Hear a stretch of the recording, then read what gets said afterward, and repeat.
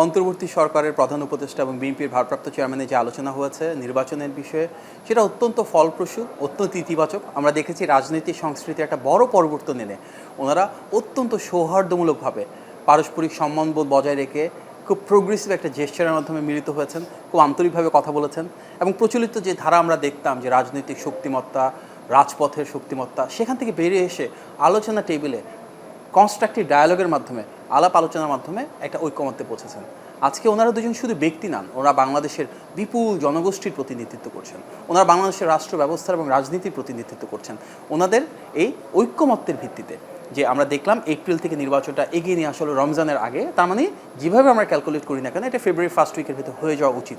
এটা কিন্তু গণতন্ত্রের পক্ষের যে মানুষেরা রয়েছেন, বাংলাদেশের যে জনগণের একটা দীর্ঘদিনের আকাঙ্ক্ষা, তাদের থেকে হরণকৃত ভোটের অধিকার পুনরুদ্ধার করতে চায়, গণতান্ত্রিক পথযাত্রা শেষে সেই ভোটাধিকার পুনরুদ্ধারের মাধ্যমে নির্বাচনের দিকে এটা অনেক বড় স্টেপ ফরওয়ার্ড।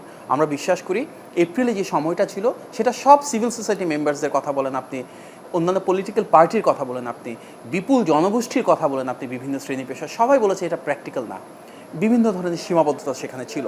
আজকে সেখান থেকে বেরিয়ে যখন ফেব্রুয়ারি ফার্স্ট উইকের ভেতর আসার কথা বলা হচ্ছে, এটা যৌক্তিক, এটা বাস্তবসম্মত এবং এর মাঝেই অনেক মানুষের আকাঙ্ক্ষার প্রতিফলন করছে। সুতরাং আমরা বিশ্বাস করি এই আলোচনা ইতিবাচক হয়েছে। এর মাধ্যমে জনগণের যে আকাঙ্ক্ষা ছিল, জনগণের যে প্রত্যাশা ছিল, সেটা একটা বাস্তবায়ন আমরা দেখতে যাচ্ছি। এবং যে আবেগ আকাঙ্ক্ষা ছিল, দুজন অত্যন্ত জনপ্রিয় মানুষ একসাথে বসছেন, কি আসবে ওনার মিটিং থেকে, এটা নিয়ে একদিকে যেমন কিছুটা আশঙ্কা ছিল, অনেকের মাঝে কিছুটা অনিশ্চয়তা ছিল, ঠিক একই সাথে অনেকের ভিতর সুবিশাল আশা বুক বেঁধেছিলেন। বিশ্বমানের থার্মিক্স রড, সালাম স্টিল থার্মিক্স, দেশের একমাত্র থার্মিক্স রড। এইরকম দুজন যখন বসবেন, প্রথমবারের মতন সামনাসামনি আলাপ আলোচনা করবেন, অনেক সমস্যার সমাধান হয়ে যাবে। সেটাই আমরা দেখলাম। রাজপথে শক্তি প্রদর্শনের জায়গা না। আমাদের বিএনপির ভারপ্রাপ্ত চেয়ারম্যান জনাব তারেক রহমান সবসময় যেটা বলেন যে সবার আগে বাংলাদেশ, তিনি সেটাই করলেন। তিনি বাংলাদেশের স্বার্থকে, বাংলাদেশের সার্বভৌমত্বকে, বাংলাদেশের স্থিতিশীলতাকে প্রাধান্য দিয়ে, সর্বাধিক অগ্রাধিকার দিয়ে একটি কনসেনসাসের মাধ্যমে নির্বাচনী ডেটটাকে কিছুটা ছাড় দিয়ে হলেও সেই জায়গাটা নিয়ে আসছেন, যার মাধ্যমে আজকে বাংলাদেশের সবার ভিতর একটা উৎসবমুখর পরিবেশ বিরাজ করছে। দেখুন, এখানে কিন্তু সবগুলো বিষয় নিয়ে আলোচনা করেছেন। নির্বাচনের বিষয়ে কথা বলেছেন, সংস্কার এবং বিচারের বিষয়ে কথা বলেছেন, জনগণ কি চায় সেটা নিয়ে কথা বলেছেন, বিভিন্ন সেক্টরে বাংলাদেশের পলিসি কী হওয়া উচিত সেগুলো নিয়ে কথা বলেছেন, জনগণের সমস্যার সমাধান কীভাবে হবে, ভাগ্যের পরিবর্তন কীভাবে হবে, সব কিছু নিয়ে ওনারা ডিটেল আলোচনা করেছেন ক্লোজ ডোরে। এবং আমরা বিশ্বাস করি এ কারণেই কিন্তু যখন ওনারা দেখলেন যে ওনারা দুজনই যার যার অবস্থান থেকে এমন একটা বাংলাদেশ চান যেটি সত্যি স্বাধীন, সার্বভৌম, এমন একটা বাংলাদেশ চান যেখানে জনগণের মালিকানা নিশ্চিত হয়, যেখানে জনগণের ক্ষমতাও নিশ্চিত হয়, এই যে মৌলিক একটা ডেমোক্রেটিক অ্যালাইনমেন্ট, তার উপর ভিত্তি করে কিন্তু আজকে আমরা দেখলাম যে সবার প্রত্যাশিত একটা টাইমলাইনে আমরা ইলেকট্রাল ডেট পেয়েছি। আমরা দেখেছি যে 3টি দল ছাড়া সবাই কিন্তু ডিসেম্বর ভিতর নির্বাচন চেয়েছে। সেই ডিসেম্বর ভিতর না থাকার পরও ফেব্রুয়ারি শুরুর দিকে পর্যন্ত একটা ডেট এসছে, রমজানের আগে বলতে আমরা তাই বুঝছি। সেটা কিন্তু বিএনপি গণতান্ত্রিক সব রাজনৈতিক দলকে সাথে নিয়ে অ্যাকসেপ্ট করেছে, অ্যাপ্রিসিয়েট করেছে।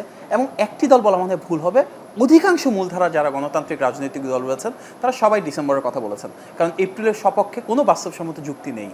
আমরা বরং ফেব্রুয়ারি যেটা এসেছে ফার্স্ট উইকের দিকে হয়তো আসবে, সেটিকে ধারণ করছি, সেটাকে এমব্রেস করছি। এবং এটির পক্ষে যে বিপুল জনগোষ্ঠীর উৎসাহ, উদ্দীপন, আকর্ষণ রয়েছে, আমার মনে হয় এটি গণতন্ত্রকে মানুষের আবেগের একটা বহিঃপ্রকাশ। আমরা বিশ্বাস করি এই ধরনের একটা বৈঠকের পরে যে সৌহার্দ্য, যে আন্তরিকতা আমরা দেখেছি, অবশ্যই সে অনিশ্চয়তার কালো মেঘের কথা আপনি বলছেন সেটা কেটে গিয়েছে। আমরা সেই বাংলাদেশ চাই যেখানে আমরা কাঁধে কাঁধ মিলিয়ে আমাদের সংস্কার, বিচার, প্রতিটা বিষয়, জুলাই গণ অভ্যুত্থানে যে আকাঙ্ক্ষা ছিল আমরা স্বাধীন দেশে স্বাধীন নাগরিক হব, আমরা আমাদের রাষ্ট্রযন্ত্রের কাছ থেকে প্রাপ্য মর্যাদা পাবো, আমাদের যে লুণ্ঠিত ভোটাধিকার ছিল সেটাকে পুনরুদ্ধার করব, সব কিছু একসাথে গণতন্ত্রকামী প্রতিটি ব্যক্তি, প্রতিষ্ঠান এবং রাজনৈতিক দল মিলে পুনরুদ্ধার করবো ইনশাল্লাহ। সুতরাং আমরা সামনের দিকে এগিয়ে যেতে চাই, আমরা গণতন্ত্রকে ধারণ করতে চাই, আমরা সেই বাংলাদেশ চাই যেখানে সব শ্রেণী পেশার মানুষের আকাঙ্ক্ষাকে আমরা সামনের বাংলাদেশে ভোটের অধিকার পুনরুদ্ধারের মাধ্যমে, যার যার পছন্দের প্রার্থীকে বেছে নেওয়ার যে স্বাধীনতা সেটি দেওয়ার মাধ্যমে, এবং যার যার পছন্দের রাজনৈতিক দলকে জবাবদিহিতা, দায়বদ্ধতা এবং স্বচ্ছতার মাধ্যমে রাষ্ট্র পরিচালনার দায়িত্ব অর্পণের মাধ্যমে সুনিশ্চিত করবো ইনশাআল্লাহ।